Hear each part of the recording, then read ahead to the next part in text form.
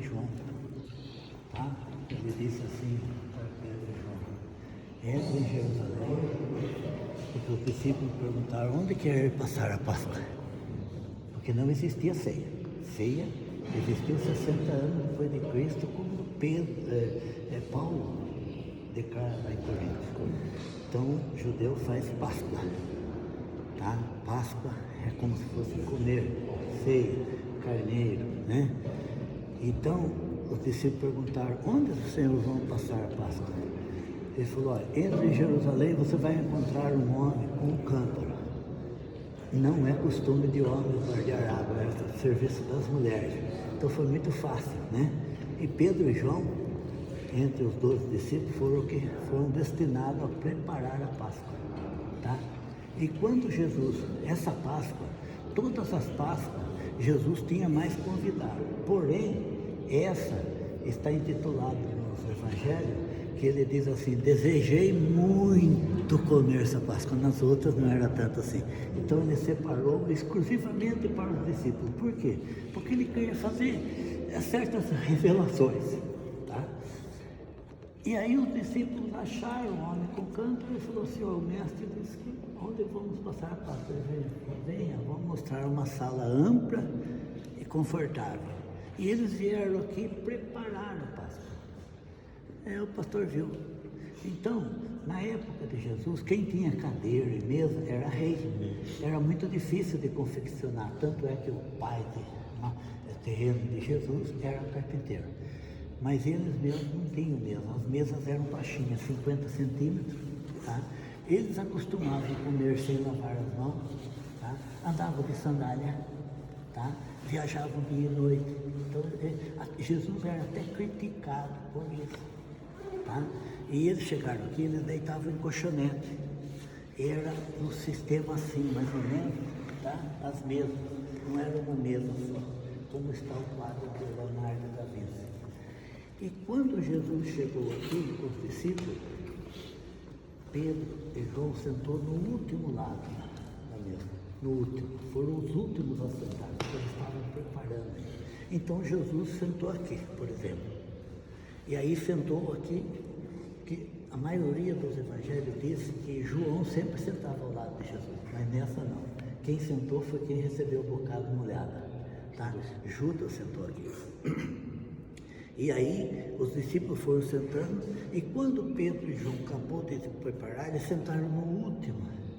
Está lá no Evangelho de João, que João que mais fidelizou, né? Lucas escreveu aquilo que os outros diziam, João escrevia aquilo que ele presenciava. E aí quando eles sentaram, Jesus pegou o pão. Eles comiam muito fruta cristalizada, a carne do cordeiro assado, e aí Jesus pegava o pão, era o matzá, aquele pão ázimo, ele parece um bolachão. E eles foram distribuindo. Quando chegou no Pedro e João, já estava um pedacinho, porque eles iam pegando as partes maiores. Jesus pegou o cálice. Lembra que a Assembleia de Deus tinha esse costume de beber no cálice. Os primeiros que bebiam aí tinha que encher de novo. E aí ele encheu o cálice, né? E Jesus fez uma ceia totalmente diferente, né? Partiu, quando chegou em Pedro e João, chegou só o cheirinho. Só que entre os judeus existia um costume. Tanto é que você vai ver quando Abraão estava lá em Hebron, os anjos chegaram, a primeira coisa que ele fez foi lavar os pés dos anjos. Então tinha um costume, antes de comer, lavar ou após comer, tá? Então quando eles sentaram ali, acabou a ceia, a Páscoa, né? Jesus fez a ceia daí. Pode ver que o Evangelho diz que daí que ele pegou o pão e disse: esse é meu corpo que será partido por vós, né? E distribuiu. Nessa ceia, Judas já não estava, porque recebeu o bocado molhado. No quadro você vai ver que Judas, todos estavam voltados olhando para Pedro e João, menos Judas. Judas estava do lado saindo já. E aí Judas não participou dessa ceia, porque se ele tivesse participado, certamente ele teria se arrependido, tá? O arrependimento de Judas, ele foi um arrependimento para a morte. Depois eu te explico até. Então, aí, após a ceia, teria dessa ceia, dessa Páscoa, que o último que sentasse na mesa tinha que pegar a bacia e a toalha e lavar os pés dos discípulos. Meu Deus do céu. E exatamente essa bacia estava do lado de Jesus. Por quê? Por que a água estava do lado de Jesus? Porque Jesus é a água da vida. Ele que mata a nossa sede, tá? Ele que limpa, que lava. E aí, Jesus está assim, ó. Na ceia, Padre, que eu tenho, que eu ainda quero ter o prazer de entregar um para cada um de graça. Jesus está com as mãos assim, ó. Todos estão voltados para Jesus, menos Judas. E aí Jesus diz assim: Pedro, levanta, pega essa água e lava os pés dos demais. Certamente Pedro disse assim: Senhor, eu vim, preparei a Páscoa, fiz tudo, fui o último a sentar na mesa, fui o último a pegar o pão, fui o último a pegar o vinho, porém, tu ainda quer que eu lave os pés dos discípulos? Pedro não levantou. Todos os discípulos voltados, inclusive João está com a mão assim, dizendo assim: Pedro, é o mestre que te chama, Pedro, levanta. Outro dizia: Pedro, o mestre está dizendo. E ele disse assim: Senhor, eu preparei tudo e agora ainda tenho que lavar os pés. Jesus levanta, pega a bacia com água e começa do primeiro a lavar os pés e vai. Quando chega em Pedro, Pedro olha para a bacia, estava caudalosa, porque eles não lavavam os pés, não tem esse costume, estavam de sandália. Pedro olha para a bacia e diz assim: Senhor, tu não me lavarás os pés. Jesus disse assim: Pedro, se eu não te lavar os pés, tu não tem parte comigo. No meu reino, aleluia. Era algo muito sério, aquele momento. Era algo único, porque se os discípulos soubessem que seria a última Páscoa que eles estavam, Jesus, Pedro teria mergulhado. Tanto é que Jesus, quando disse essa palavra: tu não terás parte comigo no meu reino, a glória nossa, da nossa vida, aleluia, não é dessa terra, tá? É saber que somos salvos e um dia vamos governar junto com Jesus. Aleluia. Amém. Porque fomos lavados e remidos pelo seu sangue. E aí Pedro, olhando e toma aquela palavra, ele disse assim: Senhor, não somente meus pés, mas também a minha cabeça e meu corpo. Pedro pediu naquele momento para Jesus que lavasse ele. E Jesus falou assim para Pedro: não, Pedro, só os pés, porque o demais está lavado pela minha palavra. Aleluia. Palavra que lava, que purifica nossa alma, nosso espírito. E por que Pedro, Jesus queria lavar os pés? Por quê? Porque a única parte do nosso corpo que está em constante no pecado é os pés. Tanto é que o Salmo 119, 105, o salmista disse assim: Senhor, lâmpada para os meus pés é a tua palavra e luz para o meu caminho. Pó é pecado, então tinha que lavar os pés.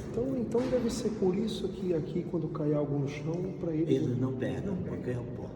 E aqui então aconteceu isso nessa ceia. A partir daqui eles saíram e desceram aqui, beirando a casa de Caifás, e foram para o Getsemane. Nesse lugar, Joel capítulo 2 profetizou que nos últimos tempos, os novos e os velhos profetizariam, né, a descida do Espírito Santo. Após essa ceia, Jesus foi crucificado, morreu. A Bíblia diz que Jesus ficou, ainda ressuscitou, porque quando colocaram Jesus na sepultura, automaticamente Jesus levantou, que eu vou explicar lá no Jardim do Túmulo, tá? Essa parte.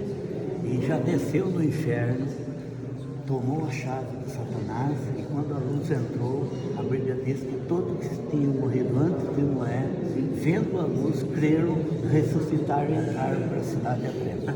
Tá?